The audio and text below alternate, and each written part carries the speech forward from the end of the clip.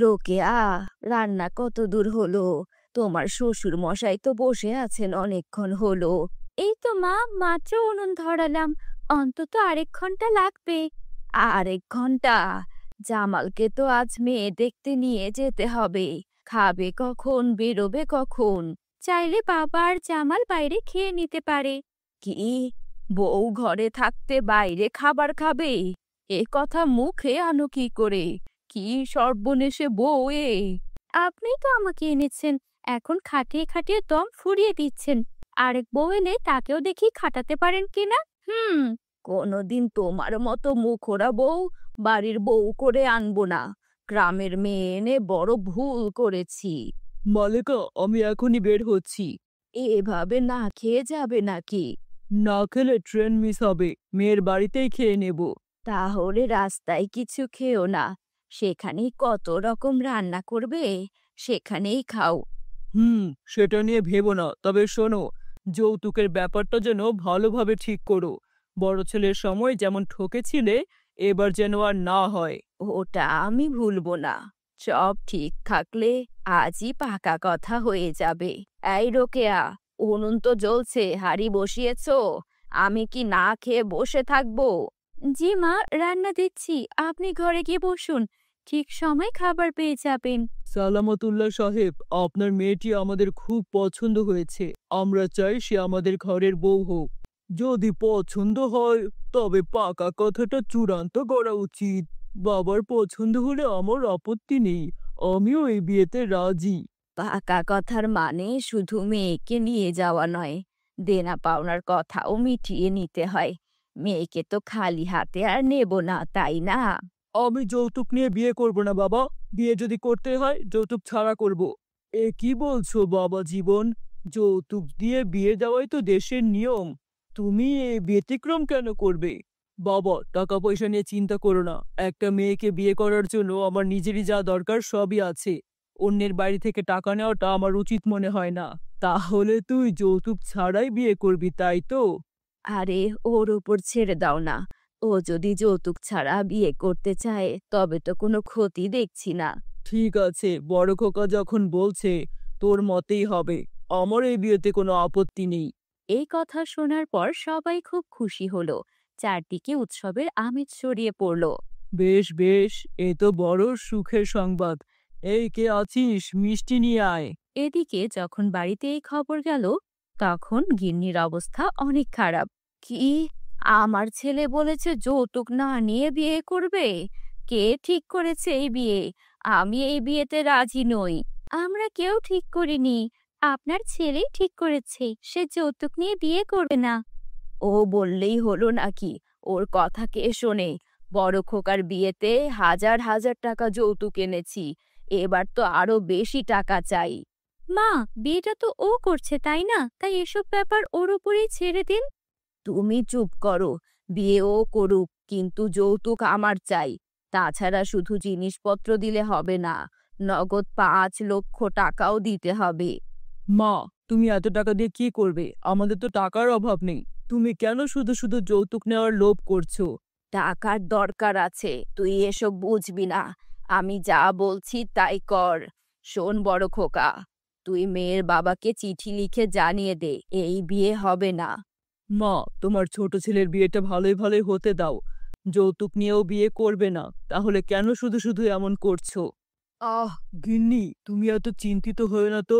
বেয়াই সাহেবের একটাই মেয়ে, তাই 2 দিন আগে হোক বা পরে হোক তার সকল স্থাবর অস্থাবর সব সম্পত্তি আমাদের ছেলেই তো পাবে। আমিও সেই কথাই বলেছি। হ্যাঁ মা, তুমি এই বিয়েটা পণ্ড করো না। হ্যাঁ মা, আপনি চিন্তা করবেন না, বিয়ের পর তো সবকিছু আমাদেরই। তাহলে সেটাই ভালো হবে। শুনেছি মেয়ের বাবাও অনেক ধনী, আপনি বিয়েতে রাজি হয়ে যান। ঠিক আছে, তোরা যেহেতু এত করে বলছিস। ভাই, এবার আমাদের ছেলের অবস্থা আরো ভালো হবে। ঠিকঠাক জায়গায় ছেলেকে বিয়ে করাতে পারছি। কই আর ঠিকঠাক জায়গায় বিয়ে করাতে পারছো? যৌতুক ছাড়া বিয়ে আবার বিয়ে হয় নাকি? কবে কোন সম্পত্তি দেবে তার জন্য এখনো অপেক্ষা করে বসে থাকতে হবে। মা, দয়া করে তোমার মুখটা বন্ধ করো। আজকে একটা শুভ দিন, আর তার মধ্যে তুমি এমন করছো। এরই মধ্যে মালেকার বড় মেয়ে সেজুতি সেখানে উপস্থিত হলো। মা, আমি একটু আসতে দেরি করে ফেললাম, ছোট ভাইয়ের বিয়ে, কিন্তু তোমার জামাইয়ের কাজ পড়ে গেছে। তা মা, মেয়ে যে ঠিক করেছো বিয়ের জন্য, মেয়ের বাড়ি কি ধনী আছে নাকি? আমাকে তো কিছুই জানাওনি। কে জানে কোথাকার কোন মেয়ে নিয়ে আসছো? কেন? তোকে তো চিঠি পাঠিয়েছিলাম, চিঠি পাসনি? নাকি তোকে চিঠি পাঠায়নি? তাহলে হয়তো মা চিঠিটাকে আটকে গেছে। মেয়ের বাবার অনেক টাকা পয়সা আছে, সেই জন্য আর দেরিটা করলাম না, তাড়াতাড়ি বিয়েটা দিয়েই দিলাম। এখন সংসারে দুটো বউ তো লাগেই। হ্যাঁ মা, ভালো কাজ করেছো। এখন দুই ভাইকে বিয়ে করিয়ে নিয়েছো, দুই বউকে দিয়ে যত ইচ্ছা তত কাজ করাতে পারবে। আরে এই জন্যই তো, ওদের দিয়ে সব কাজ করানোর জন্যই তো আমি পরিকল্পনা করে ছোট খোকাকে বিয়েটা করিয়ে দিলাম।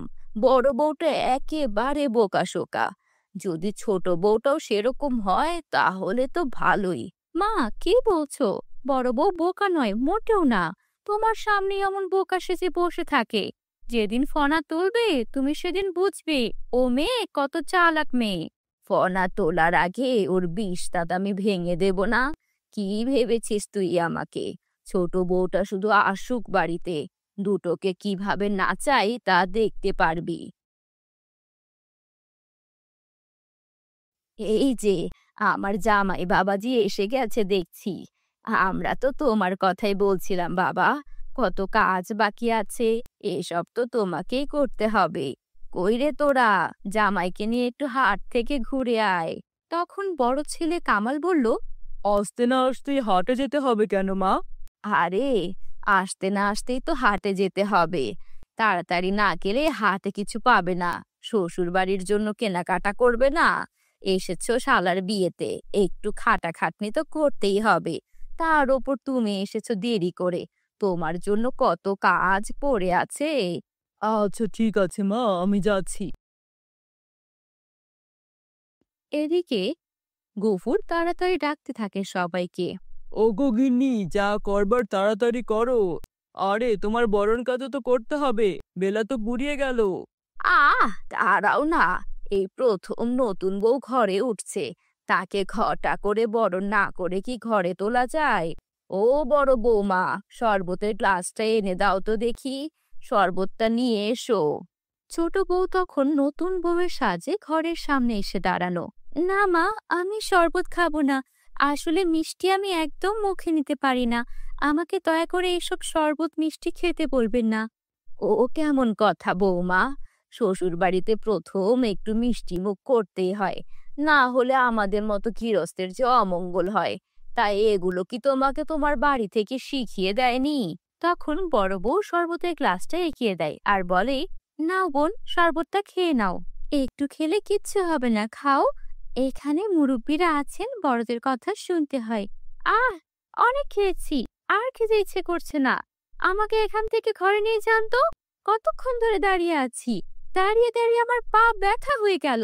যত সব আনকালচার্ড খ্যাত মানুষজন। তুমি এইসব কি বলছো ছোট বউ? এইসব তো আমাদের রীতিনীতি, এগুলো তো পালন করতেই হবে।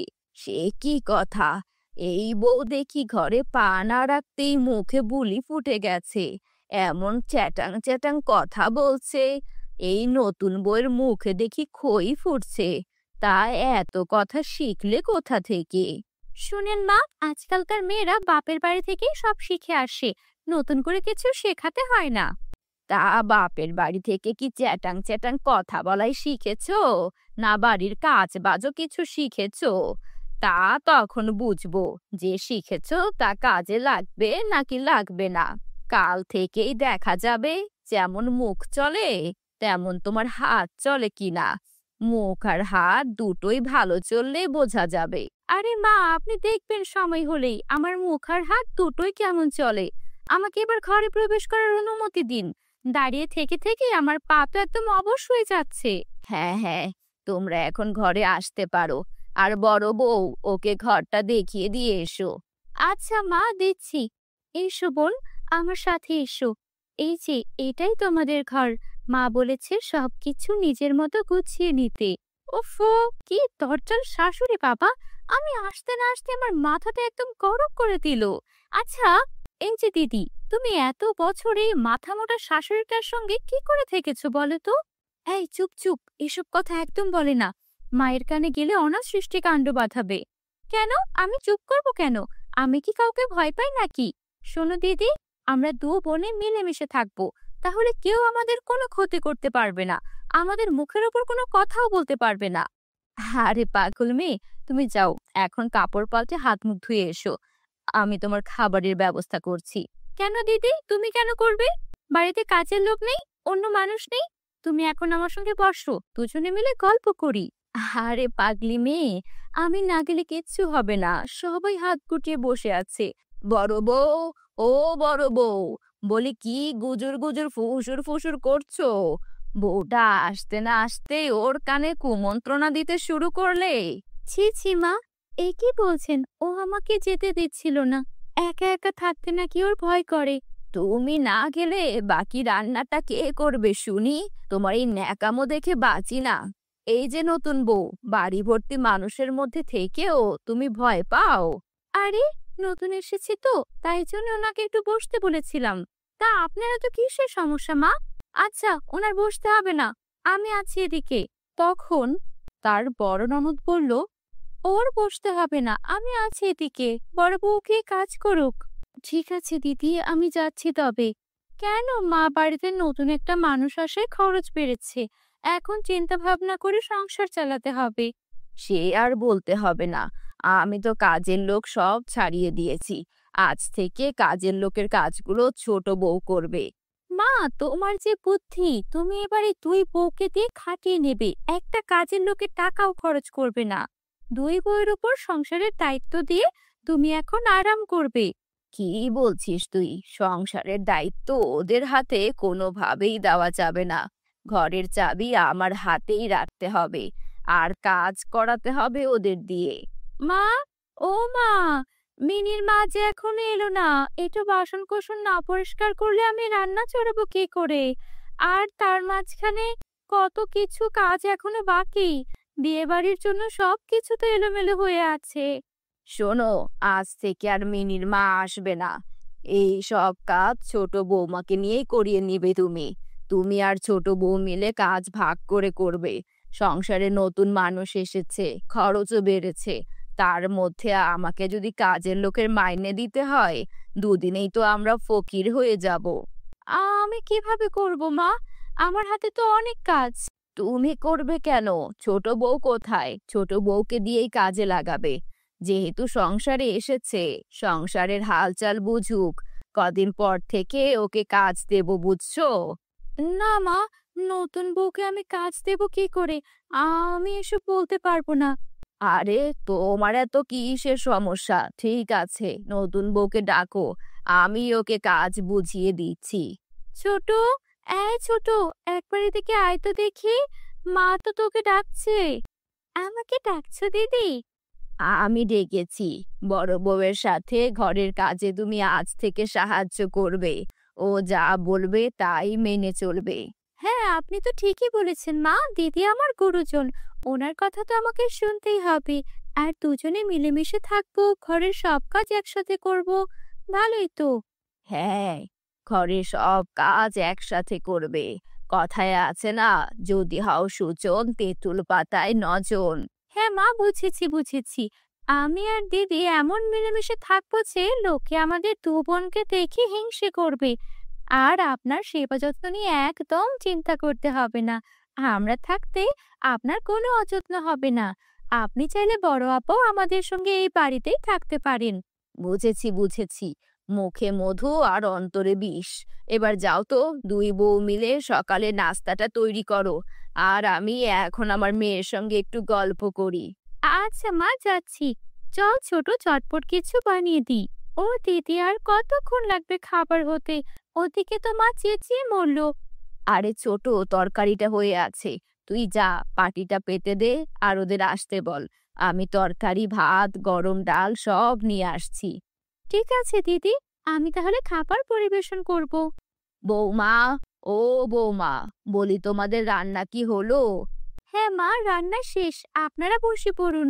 বাবা বাবা, আজকে দেখি খুব তাড়াতাড়ি রান্না হয়েছে। হবে না, এতদিনে যে বড় বউ একা সংসার সামলেছে মা, এবার তো ছোট বউ আশায় তার সঙ্গী হয়েছে। যাক, ছোট বউ কাজের আছে বলা যাবে। হ্যাঁ রে, ছোট বৌমা আশায় আমরা একটু তাড়াতাড়ি খাবার পাবো তাহলে। হয়েছে হয়েছে, অল্পতেই আদিক্ষেতা করতে হবে না। খুব খিদে পেয়েছে আমাদের, কি দিবে? খাবার দাও। ছোট, সবাইকে থালাটা দে, তারপর ওখানে এই ভাত ডাল লুচি এগুলো দে। আমি তরকারিটা দিচ্ছি। আচ্ছা দিদি, দিচ্ছি, তুমি এসে বসে পড়ো। ছোট বৌমা, আমাদের সাথে তুমি খেয়ে নাও। না বাবা, আমি দিদির সাথেই খাবো। আপনারা খেয়ে নিন, আমার একার খাওয়ার অনেক অভ্যাস আছে। না না ছোট, তুই খেয়ে নে। না দিদি, আজ থেকে তোমাকে আর একা খেতে দিচ্ছি না। আমিও তোমার সঙ্গে খাবো। তুমি যখন খাবে আমিও তখন খাবো। সারাদিন এই হাড় ভাঙা খাটুনির পর তুমি যে কেন খাবারটা আগে খাও না, এটাই বুঝি না। আরে আরে, আসতে না আসতে ওদের মধ্যে এত মিল হলো কি করে? এই মিল তো রাখা যাবে না, না হলে একদিন দুইজনে মিলে আমার মাথাটা খাবে। যে করেই হোক ওদের মিল ভাঙাতেই হবে। মা, কি হলো? কি ভাবছেন? খাবার যে জুড়িয়ে যাচ্ছে, খেয়ে শেষ করুন তাড়াতাড়ি। ও হ্যাঁ হ্যাঁ, খাচ্ছি বৌমা। তুমি আর একটুখানি পর আমার সাথে দেখা করবে, কিছু দরকারি কথা আছে। এই রে, শুরু হয়েছে গিন্নির কান পড়া। এখন সংসারের কি হাল হবে কে জানে। কি কি বললে তুমি? আর কিছু না গিন্নি, বলছিলাম আমার এত সুখ কি বিধাতা সইবে? কখন জানি কোন দুর্যোগ চলে আসে। বাবা, আপনি কোনো চিন্তা করবেন না। আমরা একসাথে থাকলে কোনো কিছুতেই সংসারের ক্ষতি হবে না। আমরা তা আগলে রাখবো। ছোট বউকে সেই কখন বললাম আসতে, হতভাগীর এখনো আসার সময় হলো না। গিন্নি, এত তাড়াহুড়ো করছো কেন? ওরা খেয়ে দিয়ে তারপর আসবে। তুমি চুপ করো, আমার কোনো কাজে নাক গলাতে আসবে না, এই আমি বলে দিলাম। নাকটা রাখলে কই গিন্নি? বউ ভাতে যৌতুক নিয়ে কনেপক্ষের সাথে যা করলে, তাতে তো আমার নাক কান সব কাটা গেছে। কনে পক্ষের জন্য দরদ একেবারে উথলে উঠেছে। দেখবো এই দরদ কতদিন থাকে। মা, আমি আসবো।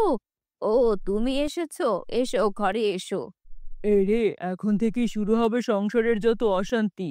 গিন্নির লোভে সংসারটা একেবারে ছাই হয়ে যাবে। চুপ করো মিনসে, সংসার কিভাবে সুখে রাখতে হয় সে আমার ভালো করে জানা আছে। এখন এখান থেকে যাও দেখি, ছোট বউয়ের সাথে আমি কিছু কথা বলবো। আচ্ছা আচ্ছা, যাচ্ছি যাচ্ছি। তবে যাই করবে ভেবে চিন্তে করো গিন্নি, আজকালকার মেয়েরা কিন্তু খুব চতুর। ওরা তোমাকে এক হাটে কিনে অন্য হাটে বেচে দিয়ে আসবে, তুমি টেরও পাবে না। আরে হয়েছে হয়েছে, বুঝেছি, যাও তো এবার।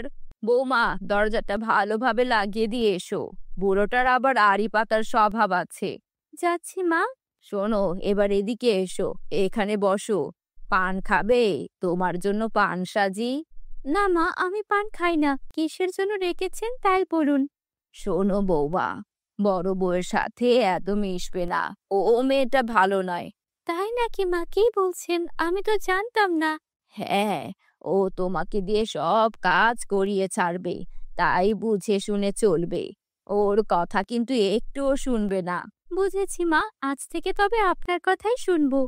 এই তো লক্ষ্মী মেয়ে, আর বড় বউ যা বলবে তা আমার কাছে এসে বলবে, কেমন? ঠিক আছে মা, সব আপনাকে বলবো। এখন যেতে হবে, চাই। যাও মা, যাও। আরে দিদি, জানো না তো, মা আমাকে কত কিছু বললো। তুমি নাকি আমাকে কুমন্ত্রণা দেবে, তুমি নাকি আমার ভালো চাও না, আরো কত কি। কি বলছিস ছোট? মা তোকে সত্যি এসব বলেছে? তাহলে আর বলছি কি দিদি, তোমার নামে তো বদনামই আর বদনাম। আমাকে নাকি তুমি কুমন্ত্রণা দিয়ে শ্বশুর বাড়ির পক্ষে বিষিয়ে তুলবে। ও আচ্ছা, তাহলে এই কথা তোকে নিয়ে গিয়ে একা পড়লো, আমার আড়ালে গিয়ে আবার আমাকে তোর নামে অন্য কথা বললো। কি বললো তোমাকে? এই বলো না, কি বললো বলো? বলেছে তোকে দিয়ে সংসারের সব কাজ করাতে, তোকে খাটিয়ে মারতে। সে কি কথা গো দিদি? এটা শাশুড়ি নাকি জলজন্ত রাক্ষসী, ওনার জন্য 12টা সংসারে বেজেই থাকবে। না না দিদি, ওনাকে শায়েস্তা না করলে তো আর হচ্ছে না। দিন দিন ওনার পাগলামিটা বেড়েই চলেছে। কি করবি ছোট?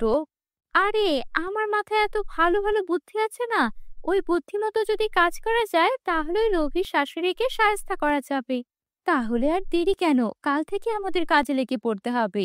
হ্যাঁ গো হ্যাঁ, আরেকটা কথা, আমরা যে চুক্তি করে এই কাজ করছি তা যেন কেউ না জানে। সে নিয়ে চিন্তা করিস না, এই কথা কাক পক্ষীও টের পাবে না। বেশ, তবে আমি যাই, অনেক রাত হয়েছে, ঘুমোতে যাব। আচ্ছা যা, সকালে একটু দেরি করে ঘুম থেকে উঠিস। দেখো দেখি কাণ্ডখানা, বেলা দুপুর হলো, এখনো কারো ওঠার নাম নেই। বলি সব কাজ কি আমিই করব, নাকি সংসারের তো আরো লোকজন আছে? কোনো দায়িত্ব নেই। বৌমা, সকালবেলা কোথায় তুমি? মা, সকালবেলা তো চেঁচামেচি কিসের? দেখুন তো মা, সকালবেলা কাজ রেখে ছোট বউ পড়ে পড়ে ঘুমোচ্ছে। এত কাজ কি আমি একা করব নাকি বলুন? তোমাকে কে বলেছে? শুধু শুধু নিজে কষ্ট না করে ছোটটাকে কান ধরে তুলে কাজে লাগাও। একে তো কিছু নিয়ে আসেনি, তার উপর কাজে ফাঁকি দিচ্ছে। মায়া লাগে মা, মায়া লাগে। একে তো ছোট মানুষ, তার উপর পরের বাড়ি, সেজন্য কিছু বলি না।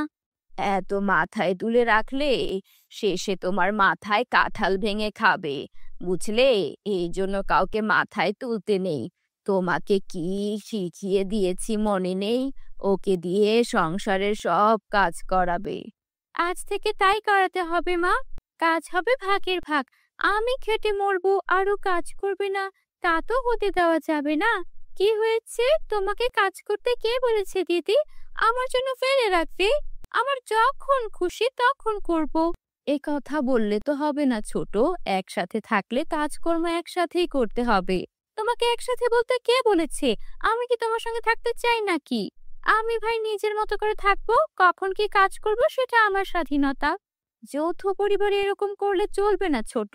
কাজ করতে না চাইলে চুলের মুঠি ধরিয়ে সব কাজ করাবো। আহা, বললেই হলো নাকি? আমার চুলের মুঠি ধরলে আমি কি তোমায় ছেড়ে দেবো ভেবেছো?